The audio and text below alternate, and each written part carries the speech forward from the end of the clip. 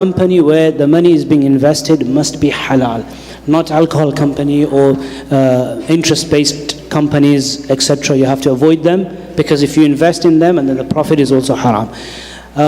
And in terms of zakat,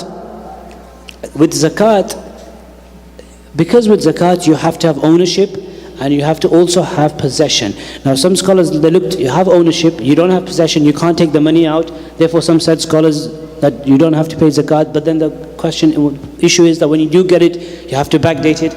So there is a bit of discussion, but the precautionary position on this is that zakat is necessary, and you just every day, because you yourself, you've opted.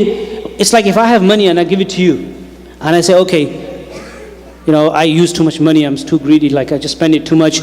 Look after it. Even if I ask you, don't give it to me. 10 years, don't give it to me. Here's my £1,000. I just can't stop spending. Keep it, that's it. And you can't, I don't know, you lock it somewhere that I don't know where you've locked it. So I don't end up spending.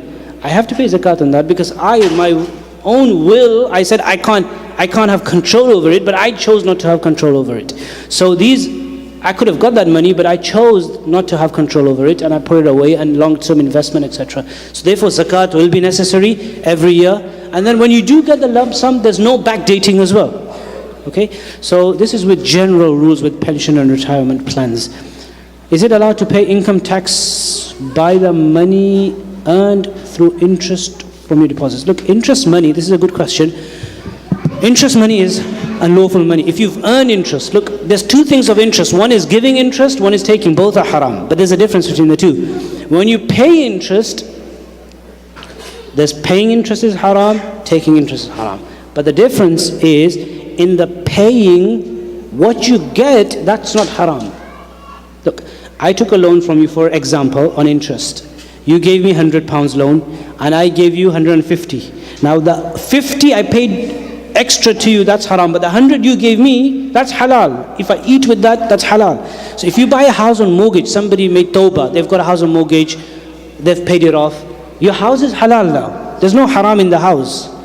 Or you're towards the end of your mortgage, just quickly pay it off and make tawbah. Before you die, make tawbah. Then the house is halal, totally. Because this house is not haram. But when you receive interest, then the actual money is haram. So if I paid you the 50 for you, that's haram. So receiving interest is haram money. Okay? You understand the difference?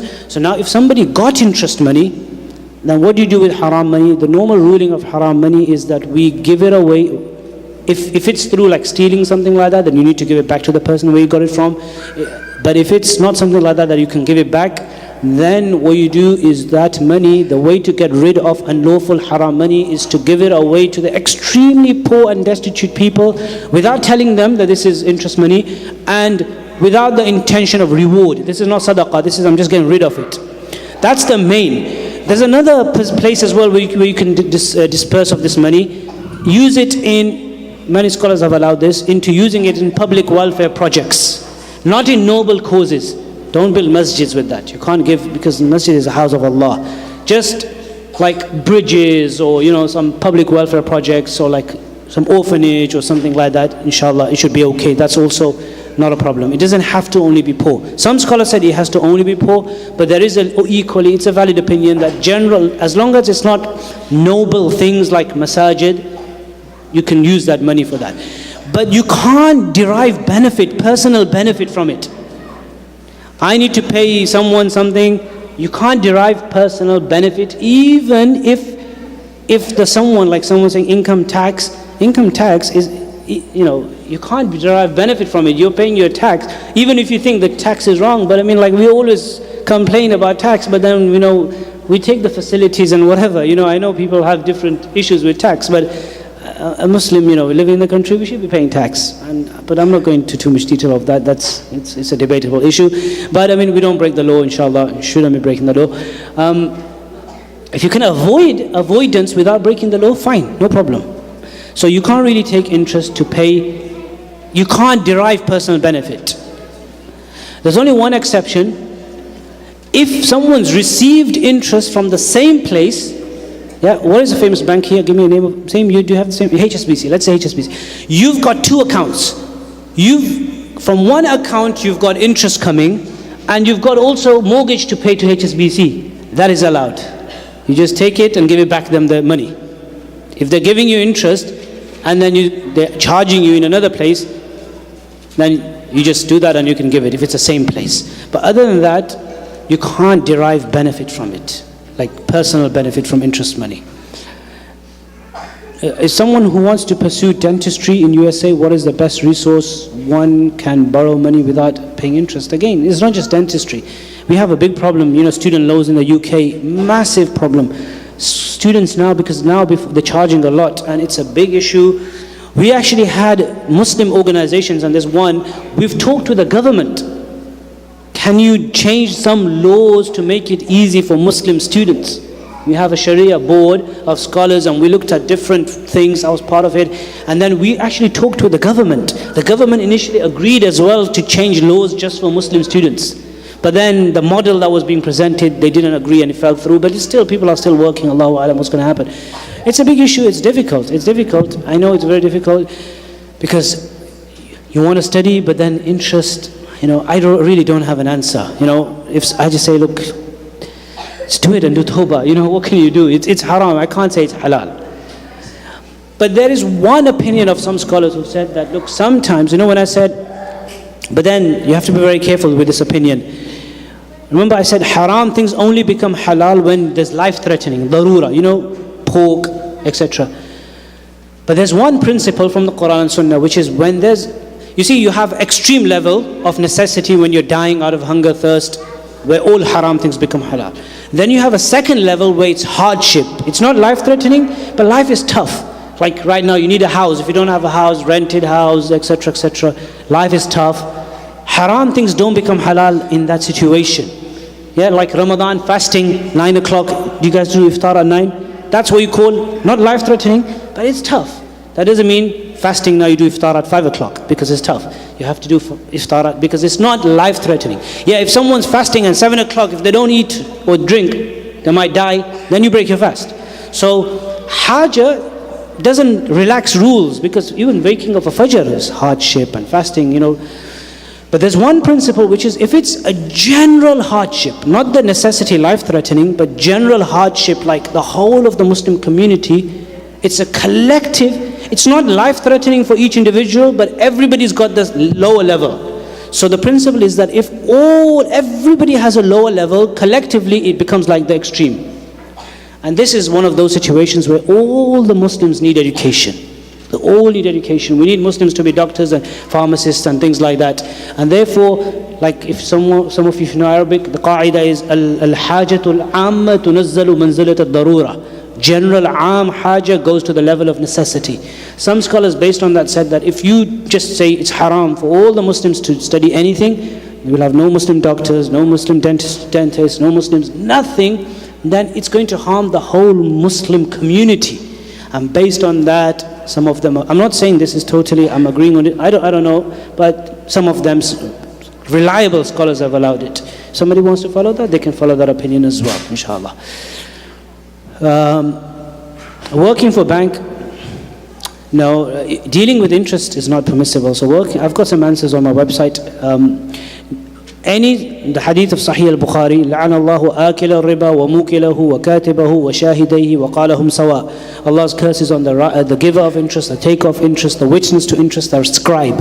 So any sort of work and job in which you are directly involved with an interest-based transaction is not permissible. That's the main reason why working in a bank. If you're working in a bank as a window cleaner, that's fine. The wages are not haram because the wages, the source of the income, the bank has a collection. All our deposits are in the bank. So the money in the bank is not what's the main problem because it's a mixture and majority, if it's 51% is halal, then it's not a problem. But the main issue is that our job has to be halal. So if you're cleaning or if you're a cook or if you're just something else which is not interest related you're doing for the bank, no problem. But if it's a job in which you have to discuss, help, assist, deal with interest-based transactions. You're giving mashwara, advising a customer how to open an interest account and how much interest rate and you're going to get this interest and we'll pay you that interest, and you're dealing and you're helping and assisting someone to get involved in interest or mortgage, then that job is haram really. You have to avoid that job. There is a funding transaction between two parties. There was a monthly allocation to be paid back. At some point, the borrower is incapable of denial of paying back. What is the landlord? What is the lender's right here?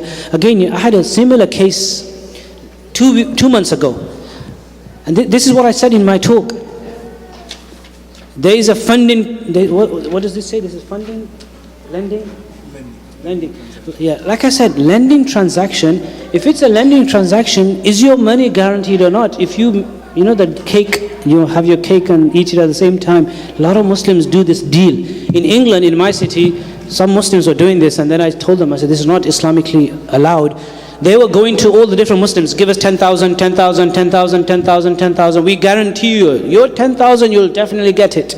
We guarantee you. Don't worry about your 10,000. So people, everyone has 10,000 lying around. Why not? I'll get my money back. If it's profit, alhamdulillah, no profit, I'll get my 10,000. They'll say, but they actually guarantee you profit. You can't guarantee profit.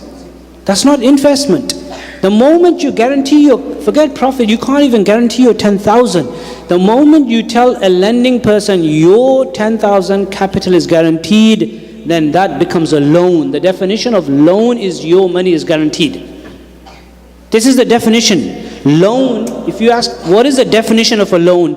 Loan is, look, if I give you 10,000 pounds as a loan, you go outside and you lose it, you still have to, I don't care what happened to you.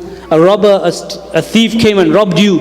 You come to me, no, I took 10,000, I can't pay you because he stole it from me. That's your problem. You have to give me my 10,000. It's a loan. Loan is guaranteed. But if it's guaranteed, then it's a loan, and interest is charging more on loan. If I give you 10,000 and I want more, then I can't guarantee the 10,000. Lots of disputes happen because of this. So make this firm understanding that difference between investment and loan. Loan is your capital is guaranteed, but then you can't take any profit. Investment is profit and loss. It's like marriage.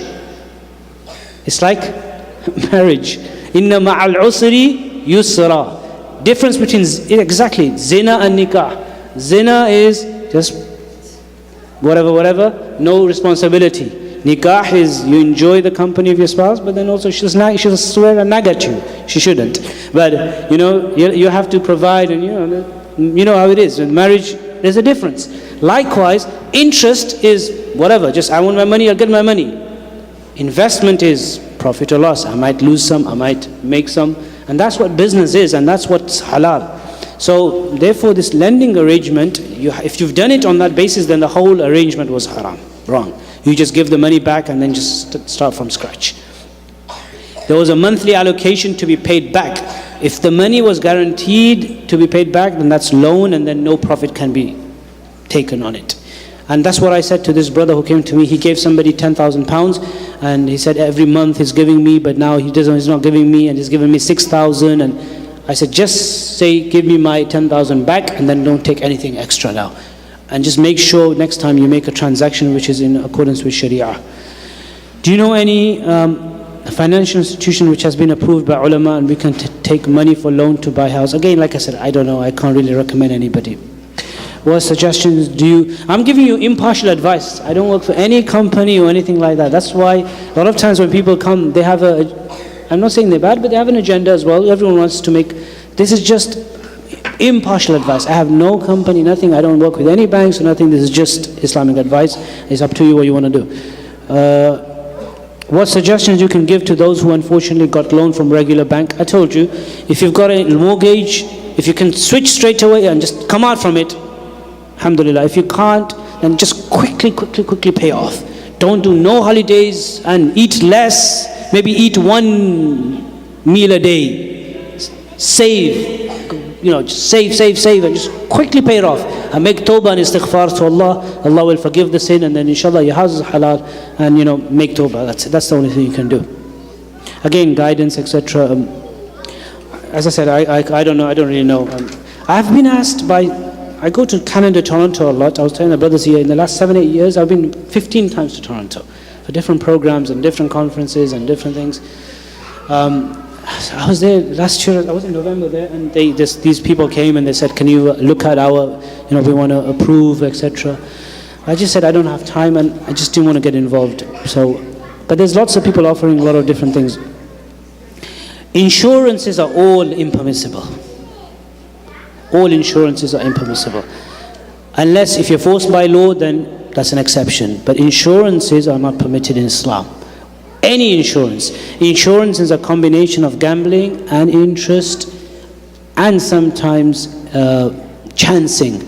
This is what insurances are. Insurance, what is the definition of gambling? Gambling is you put your money at stake. Your return is not guaranteed. I put my money, I might get my money back, I might get more, I might lose it all. That's the meaning of gambling. You go into a gambling machine, you put 10p, it's going down. You know the machine has come. Oh no! Or it hits a 50p and you got 50p. That's gambling. Insurance is, I'm paying monthly installments, nothing happens to whatever property I've got, money's gone. And if something happens, then the money I got and even more. That's what you call, it's chance.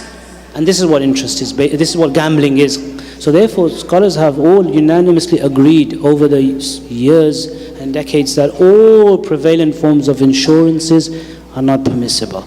But if someone's forced by law, like a car insurance, then we have no choice, by law. Because you might say, okay, well, if someone can avoid it. But look, we have a right to buy a car. Once you buy a car, because some people said then it's haram to buy a car. I said, no, you have a right to buy a car. Once you've bought it, now the law has come onto you. You can't say that because you will eventually get a law which is going to be haram, so then you can't buy a car. No. Right now, I'm buying a car which is halal. I bought it. Now what? For me to drive, the law is there. So, because of the necessity, it's okay, inshallah. Again, Islamic key points of Sharia compliant Islamic mortgage and how, same thing, guidance, residential.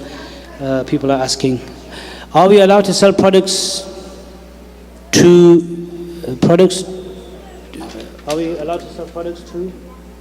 businesses that earn mainly from haram sources? Example, bars and casinos. Are we allowed to do business with them? If there are businesses, the whole business is haram, then you can't do business with them. If they've got aspects which are haram and aspects which are halal, then fine, majority or 50% at least halal. But if they are like casinos and there's nothing else they're doing, then selling products to them is not permissible because their whole source of income is haram and they are giving you from money which is haram. Home insurance, again, I've answered insurances. Again, 403, 401k. Dividends, are dividends considered halal? If the main company is halal, then dividends are halal. You want to buy shares of a mobile phone company, no problem. Main company is halal, mobile phone company is halal. You buy shares and you take the annual dividend, it's permissible. If there's a company, main company is halal, but they're also earning interest, then you just look what percentage of the profits of the company is interest. If 10% of the earnings is interest, then 10% of your share, you just give that away in charity. But the main thing is that you can buy and sell shares of companies that are halal. Main business of the company is halal. Again, 401k, a lot of people have this question on 401k. Zakat, I've talked about zakat, that you should pay zakat on this. Can one buy insurance for your house if it is already paid off? What does that mean, if it's already paid off? The house is paid off? Insurances are not permissible. So,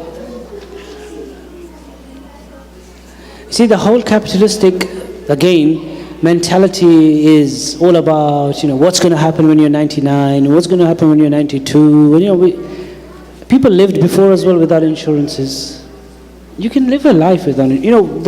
What I'm trying to say is that some things now we think are a must, like we can't live without them. Because we've been brought up in that environment that without insurance, like how is it possible to live? It's possible. I'm sure there are people who don't have insurances here. There must be, right? There must be. I'm sure it's possible. I've never had insurance for anything in my life, ever, except my car, which is by law. And even that, I just take the basic minimum, like travel insurance, health insurance, no insurance. Like, I never need tawakkalna ala Allah. Like, we do tawakkul, reliance on Allah. People lived all these times in life without, without life being complicated. I'm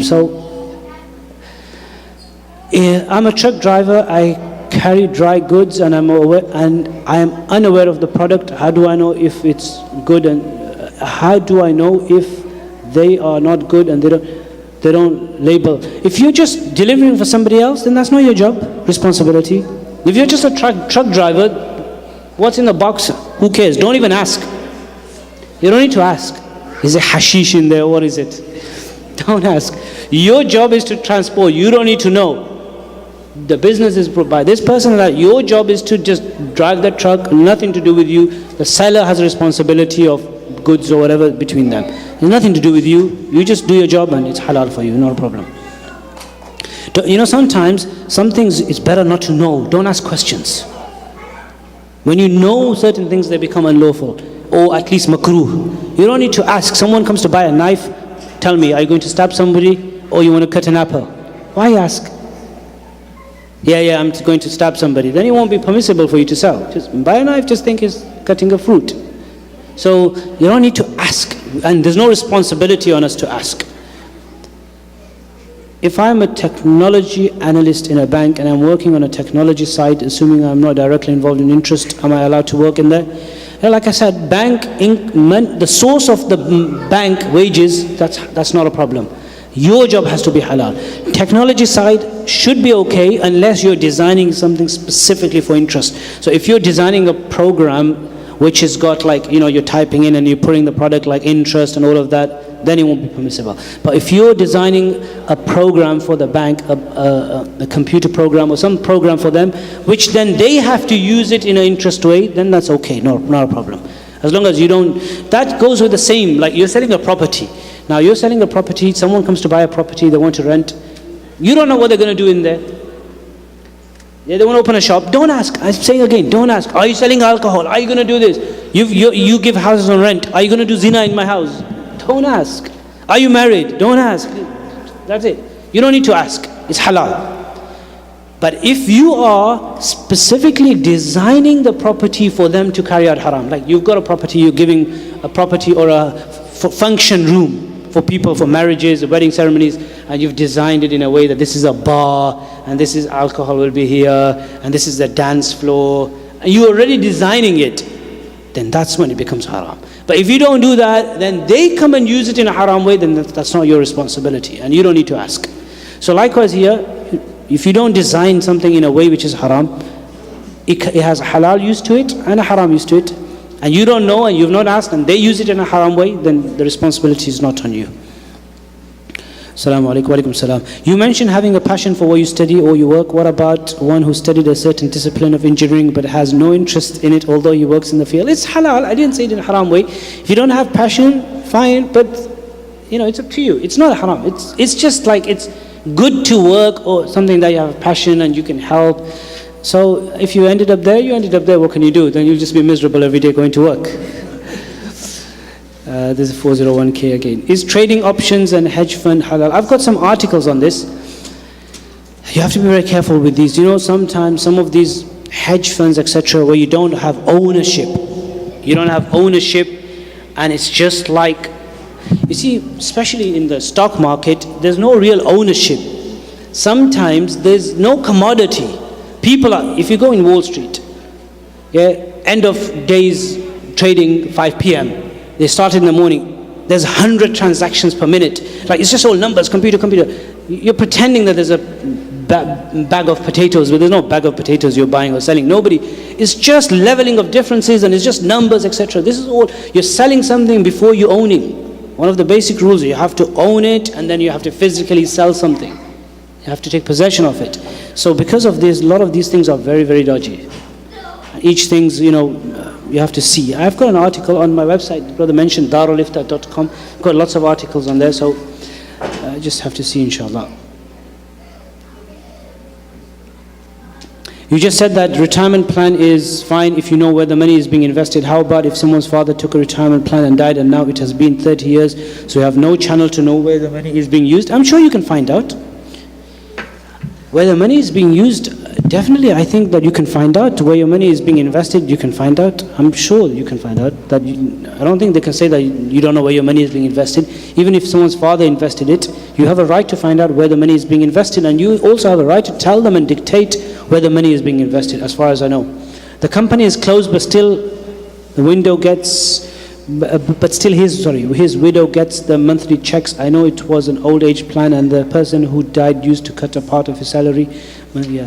Just find out, I'm sure you can find out where the money is being invested. And if it's haram, then just tell them that to put it somewhere halal. I'm pretty sure that you can definitely know. They can't just say to you that we can't tell you where the money is being invested. And if they can't tell you, then inshallah, maybe ask again and see what can be done in this case. How about the cashback rewards for using the credit card? Last question, good question. It's permissible, this, because this is based on that it's a gift. They just give you a gift for using rewards. So many scholars have said this is like a hiba, this is like a gift, and the cashback rewards on this are permissible. Credit card themselves are permissible to use as well, but again, I have another ethical thing. That's why scholars have said, don't get a credit card unless you need one. I've never had a credit card. I'm just telling you by myself. I never used a credit card in my life. Just a debit card. Why? I live a life. This is not halal haram. I'm just telling you. You don't have to act on this. I live a pay-as-you-go life. I buy if I have the money. I never get into loans. Never. Honestly, it's such a peaceful life. You don't have to worry about debts. You don't have to. The Messenger sallallahu alaihi wasallam used to make dua constantly after fard prayers. Allahumma inni a'udhu bika min ghalabati ad-dayn. Oh Allah, I seek your protection from dayn. Because it can overcome you. You can get depressed by loans. This commercial capitalist system is a system that just entangles you. Debt. Credit cards are just debts. You don't really need something, but you've got a credit card. Let's just buy. You buy what you really want, and if you've got the money, you buy. If you don't, you don't buy. It's a good way of living. So therefore, it's not recommended to get lots of credit cards. If you need one, just get one. If you need one. If you don't even need one, then just don't get one. But if you need one, fine, it's permissible, as long as you're not paying interest. That's a condition. You know that you will not end up paying interest and you will pay your installments on time, then it's halal, it's permissible that you can take the credit card. And the cashback rewards, they consider to be hiba, gifts from them, because you've used it, they want to give a gift, fine, it's a gift and it's not interest, and they are halal inshallah. We end with this inshallah. Jazakallah khair, may Allah reward us all and give us halal barakah filled rizq inshallah. Jazakallah khair.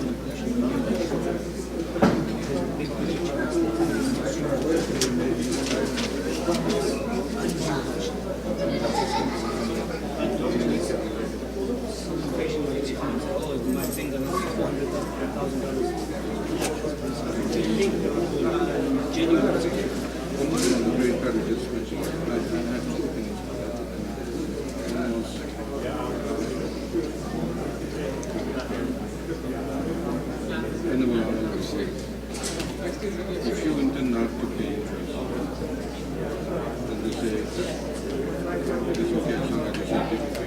The other thing is that when you take the sign it says declaration, so it's like you're declaring saying that I'm going to fight Allah and Rasul. I may not do it, but I'm signing that I will fight. So